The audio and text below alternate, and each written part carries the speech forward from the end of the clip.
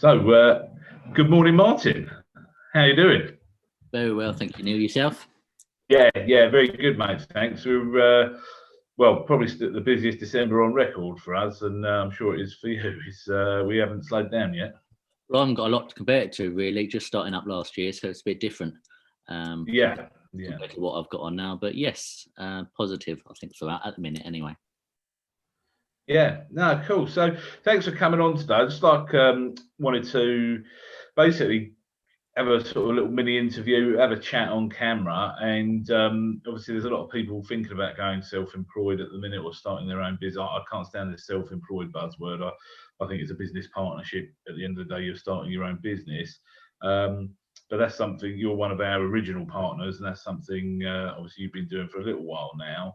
So I just wanted to have a chat on screen, get some stuff recorded as to just an honest account of how it's been for you, and what it's like working with us, and what it's like going out on your own, but as part of a partnership brand. So but do you want to just tell the people who you are and kind of a bit of your background? Sure. So my name is Martyn Stampe, and I'm based down here, or just outside of Canterbury, down in Kent, really. I've done quite a few years sort of property management, sales and lettings, worked for various corporate and independent estate letting agents before deciding it was time really to make the jump and start this up. It was either go down the standard route, which is obviously direct, Rightmove, Zooplas, etc., that have, as we all know, I won't go into it too much, but quite large fees, or go into something like what Charles David Casson provide me, so that I've got everything in place, and I've got a team around me as well that support the business, and I think everyone wins out of that. So that was the idea behind it. I looked at other models as well. I looked at the Keller Williams model, a couple of others out there really, but I actually found none of them really compared to what Charles David Casson offered me. Not only from you could bang on about the fees point of view, but it's not just about that, it's the background support in it as well. I've always got Neil, Matt, or one of the other members of staff in the office give a call if ever needed. I think this year everyone's needed it, advice and support more than ever. This uncharted. No one's ever been in this situation. Hopefully we won't be for much longer either, never again after that. But that's right, we can see the light at the end of the tunnel, can't we? Yeah, thankfully. I think we can anyway. So this year more than most, I've certainly needed that background support, and that's really let me concentrate on the business moving forward. No, that's great, mate. Well, thanks for that. And how long have you been with us now? Is it 12, 18 months? Near 18 months now. Like most businesses, it's a slow start for the first 6-9 months, something like that. Then I really started to build momentum. Like any business, it's hard work. Build momentum, get the first few landlords under your belt. But it's also a fine line between taking on professional properties that you'd be proud of and making sure that you don't take on the really poor properties that actually give you a really poor reputation. Because as a new business, obviously you're fighting for every bit of business. So it's quite easy to do that. And at times I'm probably guilty of that, not afraid of saying that. But I realised fairly quickly with a new business that it's not worth with your reputation, just for a small fee. That's a really good point to make, actually, mate, because you're right. When you're first starting out, you are chasing kind of everything, and we've been there ourselves, because we have started our own business, Charles David Casson, from nothing as well. So we kind of see ourselves a bit like player managers. We're doing it and supporting our partner agents as well. But you're right. It's so easy to kind of compromise on your values and your morals and things like that when you're almost desperate for some business. But if you follow what like you've done or like we've done, and you stay true, that will pay you back in the long term, won't it? Yeah, exactly. So it's a real fine line to make sure you get that right. I'm not one to turn money down, and business and potential business, certainly not. But there's a fine line between building yourself a good reputation and actually building yourself a really poor reputation. So hopefully I've done the latter. Made a good start. No, that's cool. And your background was more lettings orientated, is that right? And you weren't really that experienced in sales before? Mainly lettings, or I'd really like to say it was a bit of both, to be honest with you. Mainly lettings. I preferred lettings than I did sales. Not many people say that, but I like getting to know my tenants. I like being hands-on. I think most of my tenants, I know their names. Not all, bear in mind, I know their names. I know what their occupation is. I know what their kids' names is. I know when their kids' birthday is. I know what the dog's name is. And I think that's the way it should be. You should know most of your tenants. Obviously, it can take time to build up that reputation. But I think that's what the hands-on approach does. I think that's what makes a difference between probably a good property manager and a poorer one, should we say. Yeah, no, that's cool. But now, because what I've noticed with your business growth was you kind of came in and got letting stock, and you could, that side probably kicked off quicker for you. But then now you've got quite a nice number of sales going through, haven't you? Yeah, exactly. Well, like I said, the lettings, just like it is for most sort of companies that do sales and lettings, the lettings is really the bread and butter. That brings in, or for most it is, that brings in the constant income. It's a lot more hard work, of course it is, but that brings in the constant income. You have the constant properties there, and let's face it, if you're not bringing in income, you haven't got a business. So people try to shy away from the fact a little bit, but that's what it comes down to. We're all in it to make money. We're all a business at the end of the day, but it's about providing that quality service as well. So the first few months I did really concentrate. I had a couple of sales go through, but I was really concentrating on the lettings, build that portfolio to a good standard, which I think I had targets in place, and I'm really close to what that target was. So I'm really pleased with that.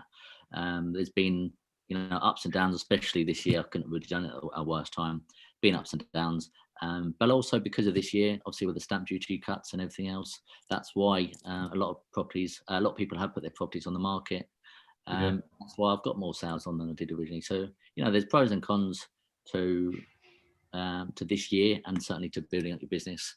And that's the real, like I said, lettings was the base behind it, really. Yeah. No. Well, it's a sensible move. Obviously we know the big chunks of money comes out of your sales fees, but we've always been a big promoter, and that's how we built Charles David Casson, on a big lettings book underneath it, underwriting it and paying our overheads monthly and things like that. And then obviously the sale, and for us, any agency should be built like that. Not every partner that comes on board is going to want to get that heavily into lettings, and they don't have to, but it's a sensible business move, and we'd always recommend that option. So yeah, I think you've built it in the right way, mate. How have you kind of found the first 12, 18 months? What, in terms of, obviously at first it must have been a bit hard, kind of like your own cash flow wise, and then it starts trickling through. But how have you sort of found that first launch period? First 6 months was probably one of the hardest things I've ever done. Times are hard. Arguments with the missus sometimes, even. She probably won't thank me for saying that, but yeah, it's the truth. That's what happens. And then really, when you start to get the properties on, it becomes more hard work, but actually you reap the benefits from that. Get more properties on, more local properties, more properties you can be proud of. You get, boards breed boards, don't they, really? So that sort of helped. And that's what really started it. And then because I've got the lettings boards up, people see that, and that's how I've got on more sales as well. So yeah, first 6 months were particularly hard, and that brought me up until about March, April time, something like that, around my birthday, when this really kicked in. But actually since then is when I've really managed to kick on. I did have a small portfolio that I intended to bring on, but I couldn't do that until about 9 months into starting with Charles David Casson. So that was always going to be the first difficult 9 months, getting to that stage. I knew I had that portfolio coming on, which was really nice, something to look forward to and something to build towards, and make sure that I had my ducks in a row to get to that. But that was the truth behind it. I had that ready and set. It wasn't a big portfolio, but it was enough to make sure I had the income. And again, boards breed boards. So from that point of view, it also helped. Yeah. But that's a sensible move, and sometimes when we're thinking about starting businesses, we actually start making those plans before we sort of officially launch, and put some things in place to start building up a bit of a network and a bit of a portfolio, even perhaps before you officially launch. So you knew that you launched earlier than that was coming on, but what a sensible move to kind of have that there in the background. You've already sort of done that groundwork, I guess. Would you say, like, for me, like I really love the honesty there, mate. Like the first 6 months, they are always going to be hard in this kind of business because it is a pipeline business. You've got to build the pipeline before it starts paying out. So for me, people coming into it need to see this as a long-term business, a long-term solution for themselves. And what I'm saying is you can't really give up after 3 months, can you? This is a sort of, you've got to have that long-term view. Would you agree? It's a career. Starting a business is a career. It's a life. Well, hopefully it's a lifelong thing anyway. Even in these difficult times. But yeah, it's a lifelong thing. So can't go in it short, narrow-minded. Can't go in it for the short term. For me, I had things in place I wanted to achieve by. Or deadlines that I want to achieve. This year I'm pretty damn close to what I wanted to achieve, which is certainly a good start. And then next year it's to continue building. So yeah, 6 months incredibly hard. Yeah. Would you say it was worth it now, sticking at it and pushing through that period to kind of get to where you are now and what you can see coming out next year? Yeah, to be honest, after the first 6 months, I knew what I was doing it for. I knew the first 6 months would be hard. But I knew that there was a silver lining, and I knew what I was wanting to achieve and what I was aiming for. I have got to that stage, and that was the main thing, to be honest with you. And then I just knew after 6 months, every industry is different. First 6 months can be hardest. Some industries might take 2 years, but it took me 6 months to get my ducks in a row, to be honest with you, and make sure I had the professional standard. It took me 3 or 4 months even to get my property mark status as well, which is another bonus. But that takes a couple of months. When you're starting a new business, you've never done it before. There's always these things in the background that you never really think about. Again, property mark was one of them, and the fees that go towards that, as well as starting up businesses, doing the end of year accounts, and all these bits you don't really think of when you're also trying to run the business at the same time. Yeah. No, and that's a really good point, because obviously there is a lot of talk, in the market. Of self-employed options, and like you said, you looked at some of the other options out there, and we've looked at them all. And and I would encourage anyone thinking of doing this and starting their own business to probably explore all the options and find, because not everybody's going to be right for us, and we're not going to be right for everybody, and you've got to kind of find where you fit. But yeah, I mean, would you say it's obviously worth kind of looking into all those options as well? Yeah, exactly. Like I said, I think I looked about 3 or 4 in the end. A couple I'd never even heard of. Keller Williams was another one. I think there's X or something like that out there as well. I can't remember exactly.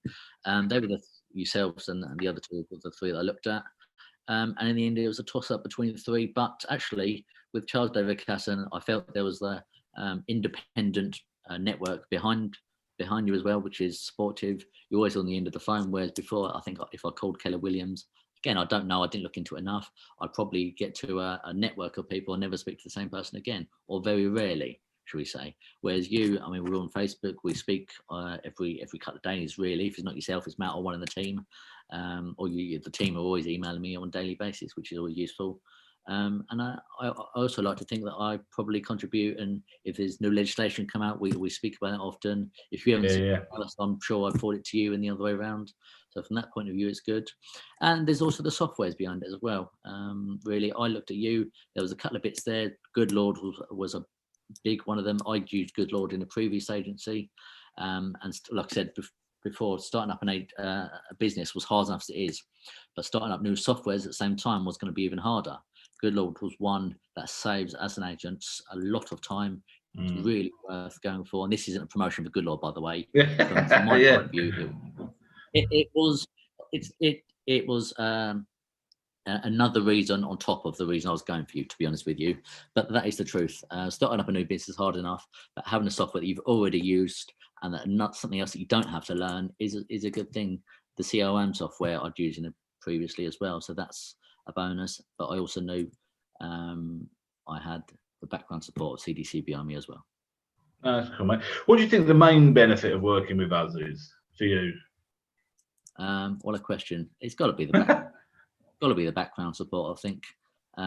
Background support, and I probably the overheads goes with it as well. I don't think I'm afraid of saying that, but if I had to go direct to Rightmove, Zoopla on the market, I would have seriously reconsidered what I was doing. Probably gone into industry or something like that. I won't bang on about that because there's plenty of Facebook groups and networks and everything else about it, so I won't do that. But yeah, there's the background support was great. Like I said, we speak pretty much every day, don't we? Every other day. You do, yeah. I probably don't get up and come and see you enough and do enough training up there, but it's difficult when you're running a business like most. I'm a little bit further, I think a couple of other people that you deal with, but it's not far really, so I should make that effort and come up a little bit more. But yeah, no, that's fine. This year's been more difficult than others.